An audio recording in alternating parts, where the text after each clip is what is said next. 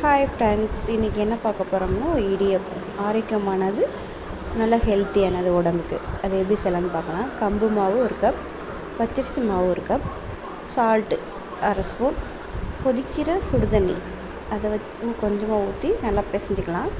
சப்பாத்தி மாவு அளவுக்கு பிசைஞ்சிக்கணும். நான் ரொம்ப சூடாக இருக்கவும் ஸ்பூனை வச்சு நான் பிசைஞ்சிக்கிட்டேன். இந்த அளவுக்கு பிசைஞ்சு எடுத்துக்கணும். எடுத்துகிட்டு அதை ஒரு கட்டையை எடுத்து, இடியப்ப கட்டையை எடுத்துக்குவோம். கட்டையை எடுத்து இலையை நறுக்கி அதில் புழிஞ்சு வச்சுக்கிட்டேன். புழிஞ்சு நல்லா சுடுதண்ணி கொதிஞ்சதுக்கப்புறம் அப்படி வச்சு நல்லா வேக வச்சோம்னா ஒட்டாமல் நல்லாயிருக்கும். இது ரொம்ப ஆரோக்கியமானது. குழந்தைங்களுக்கெல்லாம் கம்புனா என்னன்னே தெரியாது. கம்பு மாவுன்னு நம்மளுக்குமே தெரியாது.